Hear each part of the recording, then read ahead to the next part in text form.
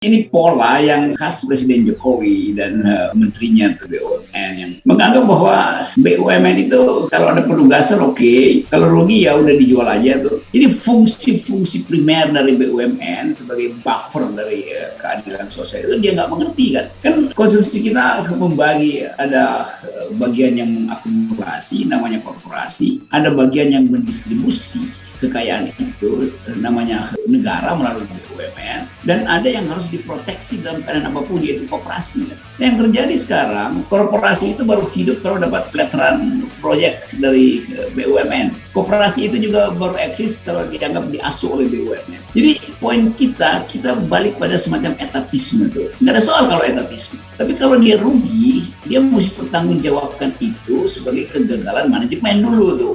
Bukan dengan cara langsung investasi itu dengan segala macam keterangan tetap terlihat bahwa dia nggak ngerti bahwa BUMN itu betul-betul adalah jantung ekonomi negara. Karena itu intinya kan. Kalau saya nggak habis pikirnya kenapa Menteri Keuangan sebagai wakil negara di dalam BUMN itu diem doang. Kan ini semua terjadi di depan mata Sri Mulyani. Tapi Sri Mulyani diam-diam aja tuh, mengiyakan aja tuh. Jadi Sri Mulyani sebagai komisaris negara di BUMN, dia nggak melakukan apa-apa. Dia betul-betul hanya kasir aja kan. Kan seluruh kelakuan manipulasi data, laporan, tutup lubang kiri kanan itu juga diketahui oleh Sri Mulyani sebetulnya kan. Kan BUMN cuma pelaksana aja tuh, kalau dikasih duit dia lakukan kan. Kan mestinya bagi saya itu kontrol dari Sri Mulyani itu yang diperlukan supaya betul-betul terlihat bahwa ada visi terhadap BUMN. Bukan BUMN yang mesti bikin visi itu, tapi kekuasaan negara melalui Menteri Keuangan kasih sinyal kuat. Tapi itu nggak dilakukan kan. Jadi ya memang ini jadi ya semuanya ini jadi pawangnya presiden doang kan. Kalau presiden ingin ada hujan ya dia panggil pawang hujan. Kalau dia ingin agar supaya korporasi itu diselamatkan karena tuntutan oligarki ya dia panggil pawang oligarki kan. Jadi itu kerjaannya akhirnya. Dan kita akhirnya berhenti untuk atau dibuat tidak mengerti lagi bahwa fungsi BUMN itu udah melenceng dari desain yang ada di dalam konstitusi itu.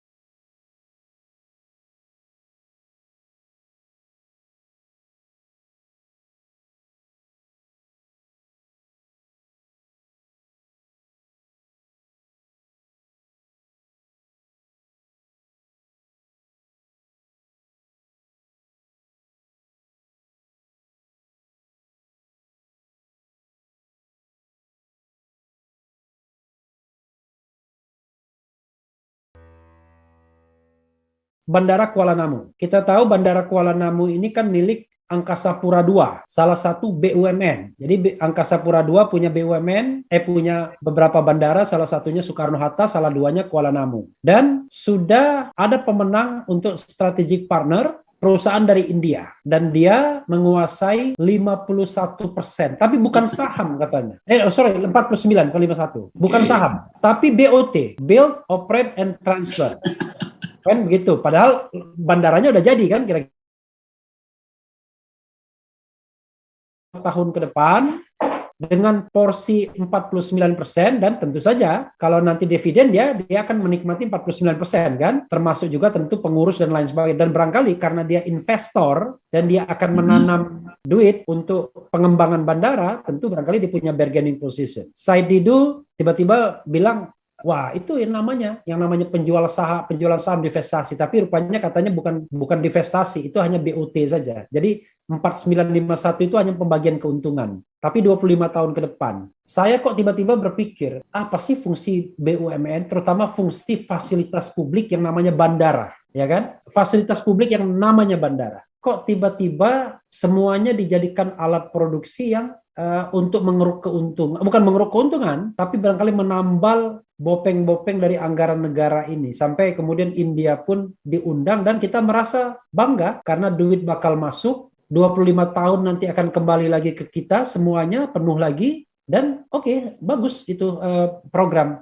Walaupun saya menganggap Loh, kita bangun bandara capek-capek untuk masyarakat kita, tiba-tiba masuk India, lalu dia menikmati keuntungannya, walaupun dia tanam modal. Tapi kan nggak mungkin orang nanam modal nggak mikir untung. Silakan Bang Rocky, saya agak ngeri-ngeri sedap juga membahas soal ini. Secara bukan orang ekonomi, tapi ya ini kan rasionalitas juga. Ini pola yang khas Presiden Jokowi dan menterinya BUMN yang menganggap bahwa BUMN itu kalau ada penugasan oke, kalau rugi ya udah dijual aja tuh. Jadi fungsi-fungsi primer dari BUMN sebagai buffer dari keadilan sosial itu dia nggak mengerti kan. Kan konstitusi kita membagi, ada bagian yang mengakumulasi namanya korporasi, ada bagian yang mendistribusi kekayaan itu namanya negara melalui BUMN, dan ada yang harus diproteksi dalam keadaan apapun yaitu koperasi kan. Nah, yang terjadi sekarang korporasi itu baru hidup kalau dapat peletaran proyek dari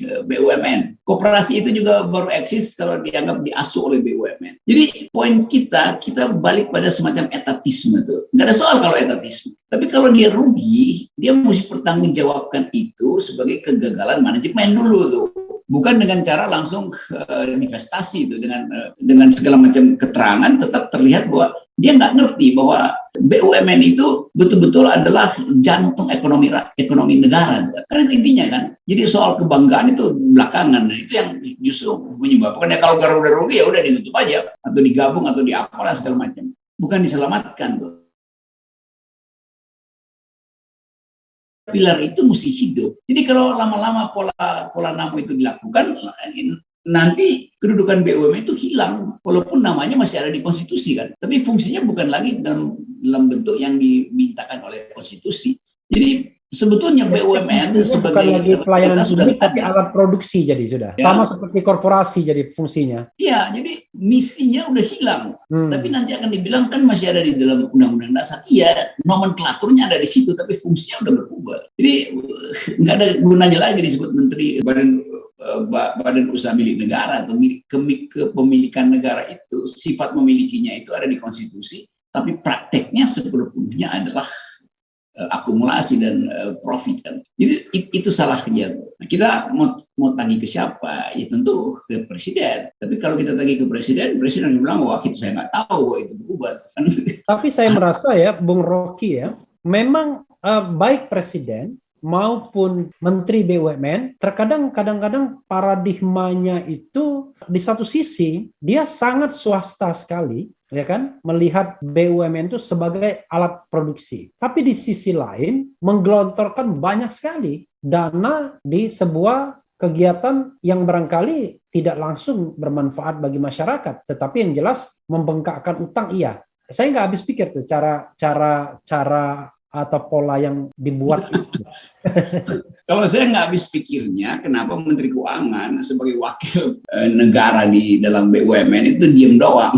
Kan ini semua terjadi di depan mata Sri Mulyani. Tapi Sri Mulyani diam-diam aja tuh, mengiyakan aja tuh. Jadi Sri Mulyani sebagai komisaris negara di BUMN, dia nggak melakukan apa-apa. Dia betul-betul hanya kasir aja kan. Kan seluruh kelakuan manipulasi data, laporan, tutup lubang kiri kanan itu juga diketahui oleh Sri Mulyani sebetulnya kan. Kan BUMN cuma pelaksana aja tuh, kalau dikasih duit dia lakukan kan. Kan mestinya bagi saya itu kontrol dari Sri Mulyani itu yang diperlukan supaya betul-betul terlihat bahwa ada visi terhadap BUMN. Bukan BUMN yang mesti bikin visi itu, tapi kekuasaan negara melalui Menteri Keuangan kasih sinyal kuat. Tapi itu nggak dilakukan kan. Jadi ya memang ini jadi ya semuanya ini jadi pawangnya presiden doang kan. Kalau presiden ingin ada hujan ya dia panggil pawang hujan. Kalau dia ingin agar supaya korporasi itu diselamatkan karena tuntutan oligarki ya dia panggil pawang oligarki kan. Jadi itu kerjaannya akhirnya. Dan kita akhirnya berhenti untuk atau dibuat tidak mengerti lagi bahwa fungsi BUMN itu udah melenceng dari desain yang ada di dalam konstitusi itu.